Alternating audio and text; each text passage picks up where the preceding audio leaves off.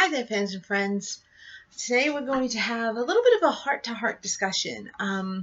I just got back from a weekend of Philcon. And I know you guys have heard of Philcon before. I've gone there many times over the years. But I want to give you a little bit of a background story on why I was going. And that way you'll understand more why my review is going to be the way that it is. Let's backtrack a little more before the recently. Over the past 3 years, I've had to stop going to conventions. I had to take a hiatus. I had a job where it was commission sales and basically retail. So, for those of you who've never been on commission, A, you're very, very lucky. And B, with commission sales, you have to be where the money is. If it's going to be a day where you're going to make money, other stuff has to be pushed aside so you could actually make the money.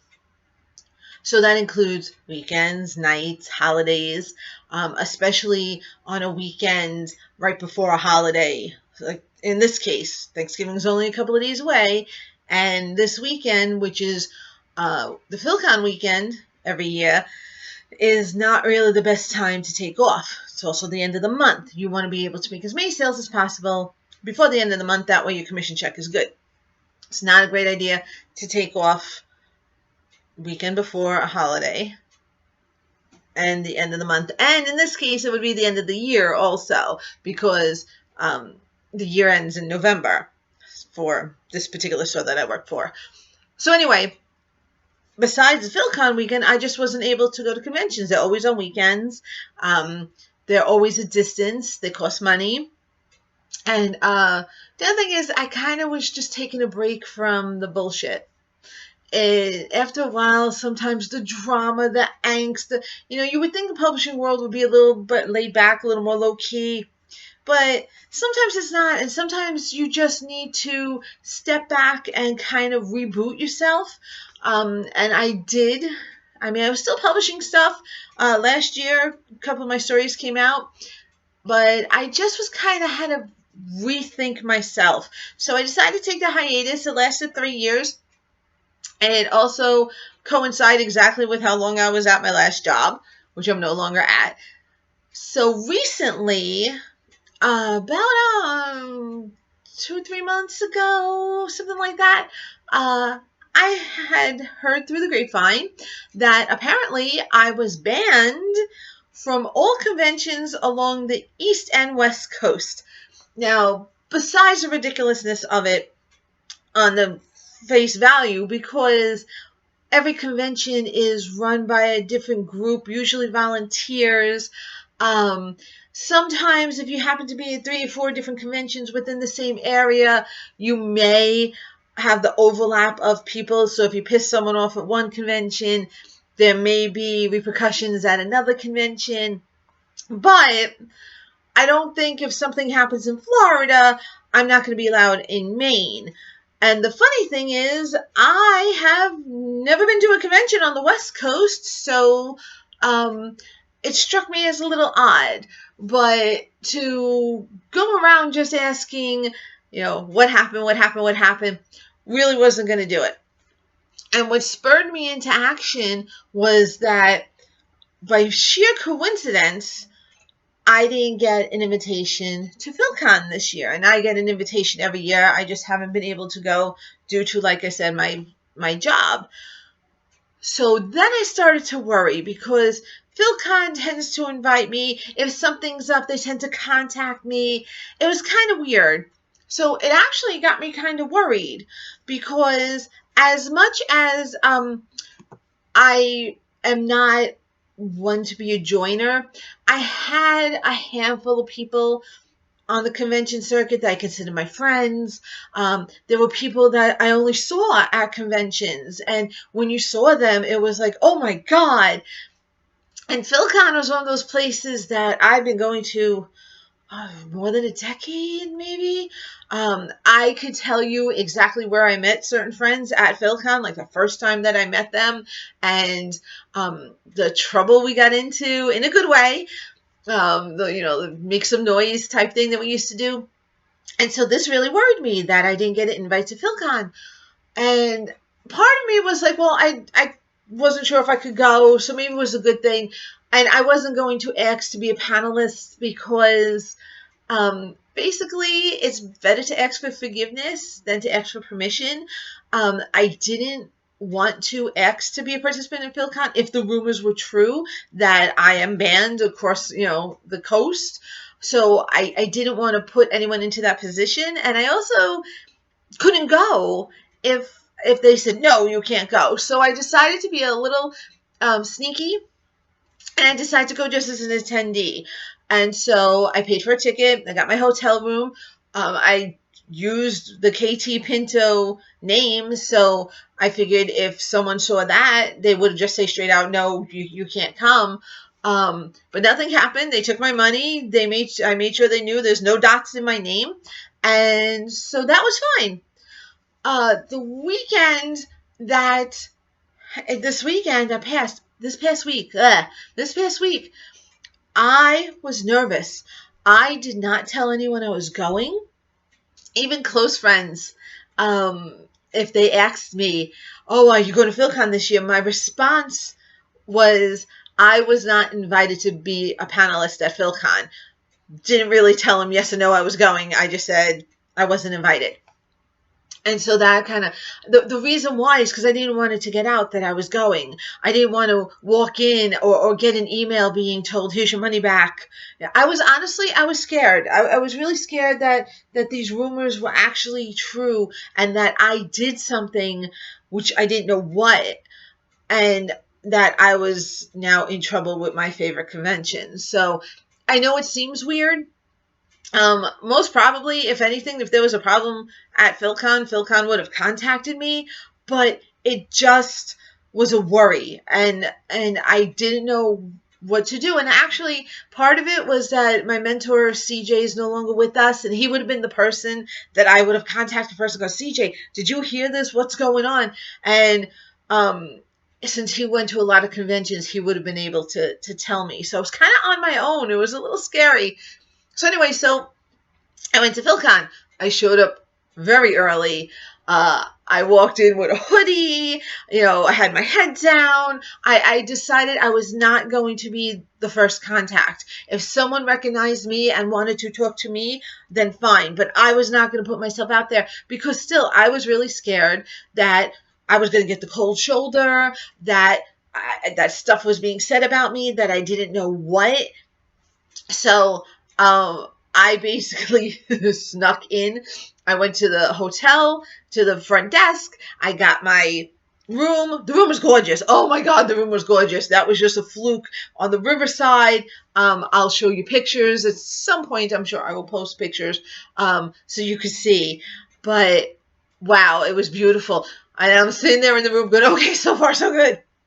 Then I went down to registration, and I saw people I knew, but I again had my head down. My glasses were like, I was like this. I just kind of, the hair sometimes works to kind of hide your face. And I went up there and I got my name tag, and I was in. And I said, okay, so now we're getting a little better. So I'm walking through the lobby. First person I see who recognizes me is Stephanie Burke. Now, if you have not met Stephanie before, you are missing out. Stephanie is one of those people, one of the people that is just herself. She doesn't care what anyone else thinks. She's funny, she's sweet, she's loving, and she's gorgeous. And lucky for me, I tend to know a lot of very good-looking people. And she saw me and gave me this huge hug, and oh my God, it felt like home. I was so happy because of all the people that I was worried was upset at me was Stephanie. And she gave me, and then she said to me, you're smiling, you look so happy. And I didn't know how to explain to her. I was scared that you were mad at me. Like, it sounds so high schoolish, but sometimes you never know what is going on, especially, 3 years being away. And even with Facebook and even with Twitter and Instagram and all that stuff, it's not communication. People can like your stuff from here till eternity. Doesn't mean that they're not saying, oh, that bitch behind you, And I know it doesn't make sense because Stephanie is one of those people where if she was mad at me, she would say something, but you never know. It could have been that she heard something. So anyway, I was so happy to see her. And then, like all these other memories of people that I've met at Philcon, that I hung out with at Philcon, came back to me, and like I was still scared. Like most of the convention, I was walking on eggshells, hoping that the people that I would hope to see would be happy to see me. Honestly, I should not have worried about that at Philcon. Philcon is one of those laid back, easygoing, friendly, fun conventions. And um, I want to apologize to some people that like I probably could have hung out with all weekend if I had used my brain instead of falling for the fear.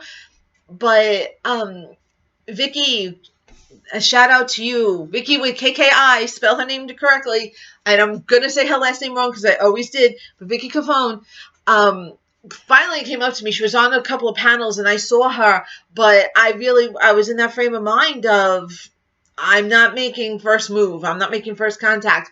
And again, she's the type of person where if she's mad at you, she would say something. But again, I didn't know. And she finally grabbed me in the hallway and said, what's going on with you? I saw you and you didn't say hi. And I would tell you if something was going on.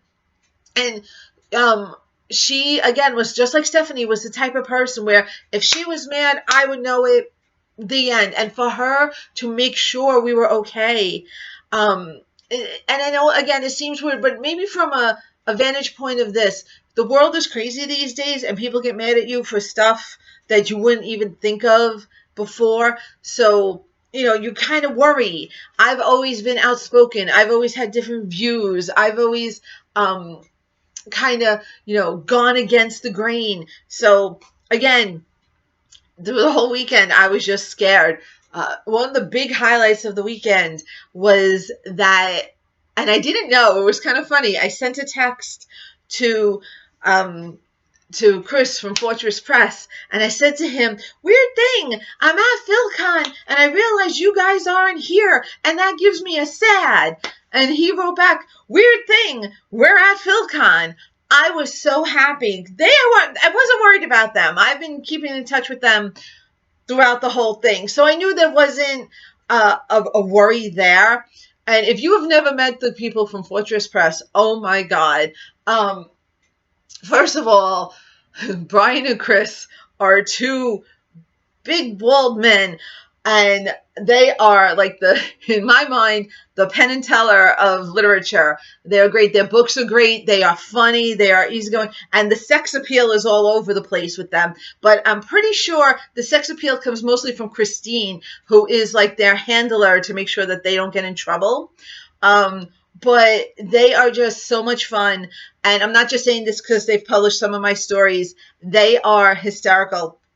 And anyway, I got to see them and I got to tell them what was going on. And I think basically their response was basically, I don't care, hug me. I don't want to hear about this stuff. But also they weren't surprised by the rumors that were going on because stuff like that happened. So I knew it wasn't that crazy. It could have happened. This rumor is actually there. So something happened, which I still don't know what, but I don't care at this point because I went to Philcon. I also, since I wasn't a guest anymore, I got to go to the gaming room. Oh my God, if you don't go to a gaming room ever, anywhere, take a break and go to the Philcon gaming room. For those of you that remember, I used to be huge into gaming. I had my own gaming company. We ran LARPs. I mean, I used to be on that side of the geek universe, not on the literature side. And it had been a really long time since I went into a game room. I went into this game room. I went to the meet and greet. And it was just incredible. They were so nice. And no lie, there was so much food. I mean, there were sandwiches and eclairs and cookies, and there was this whole area set up with 3 different refrigerators of drinks and all these snacks. And it was basically a gamer's dream. You could come in, you could hang out, you could play games. The games lined the wall. There were tables set up with people playing some games that was scheduled and some that were just spontaneous because one person wanted to play, I don't know, guillotine, and then 2 other people were like, oh, let's play, and they played. But it was so comfortable. You didn't have to play a game. You could have sat there, chilled out, talked to people, which I did. I started seeing a bunch of people that I hadn't seen in a while. We got to talk about stuff. It was a lot of fun. And then as I was hanging out there, the infamous, and it's infamous in a good way because I love him, the infamous Hugh Casey came in. And I saw him out of the corner of my eye. And again, I didn't know. And of all people, if Hugh was mad at me, I'd be really, really upset. So he did a double take when he saw me. Because remember, it's been 3 years. No one knew I was there. And then the big hug, the talking. Oh, my God, why aren't you on programming? We got to talk some more. How are you doing? 3 years of catching up.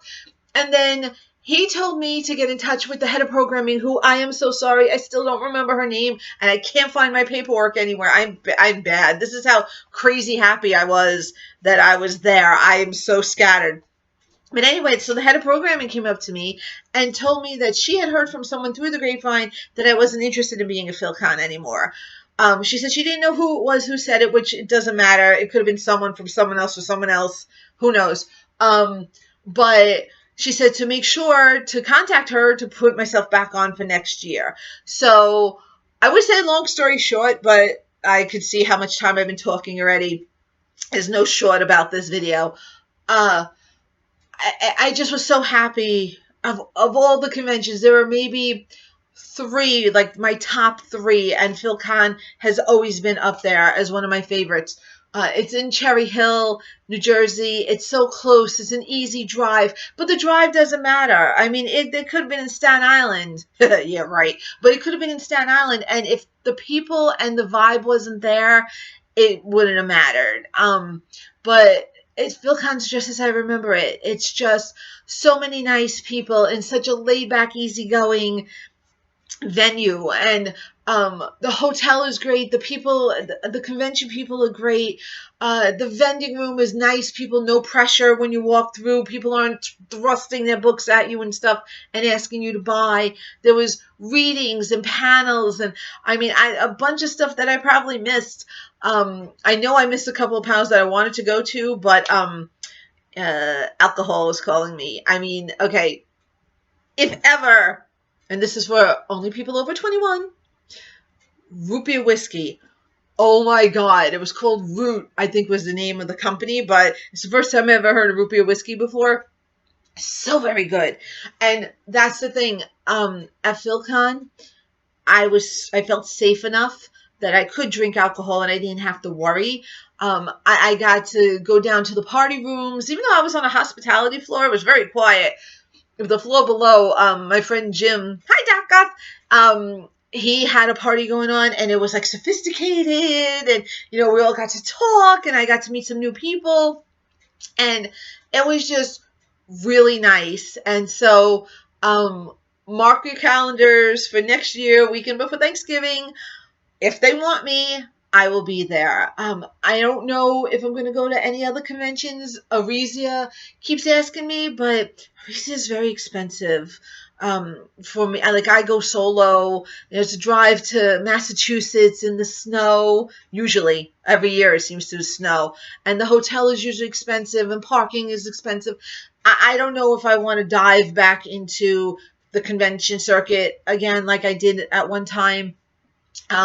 I think I might just kind of go slowly. I was talking to the people from Confluence. Again, that's a great small con, but it's in Pittsburgh, the Pittsburgh area. That's a long drive by yourself. And not even for like the danger of it, because it's usually at a better time of year. That's just a long drive. So I'm keeping an open mind. I'm just so happy that the core people that I was concerned about, and one of the conventions that I was very scared of not being a part of anymore, that's all been cleared up. And If you hear anything else about me being banned from, I don't know, let's see, it would be maybe 20, no, I don't know geography, 15 states worth of because see, here's the thing, Philcon's in New Jersey, so it's still kind of a coast state. Confluence is on the other side of Pennsylvania, so that's no longer the East Coast. So apparently there, I'm welcome. So if anyone in Nebraska or Kansas or Texas has a convention and they want me there because I'm obviously not banned from there, just feel free to contact me. Anyway, speaking of which, I still have books, remember, because I still do that. Books, anthologies, magazines. It's all on Amazon. Just type in KT Pinto, or if you want to go to my website, ktpinto.com, and buy my stuff, because the more you buy, the more conventions I could go to. I'm also, for those who are wondering, I am this close, okay, maybe a little more than that close to finishing 3 separate collections of stories. One is basically a whole bunch of different stories from my writing career. It's called Voices in My Head, so it's a mix of all the different genres that I write in, some stuff that's been published before that I am, now have control over again, that I'm going to republish. Then I have 2 different versions of the Spider Crescent Club. One is going to be the PG-13 version, and it's all different stories about stuff that's happened at the Spider Crescent, but PG-13. It's not the erotica series at all. And then I am maybe 3 stories and an Ubermensch away from the rated R, X, NC-17 version of the Spider Crescent Club stories. I have quite a few of them done.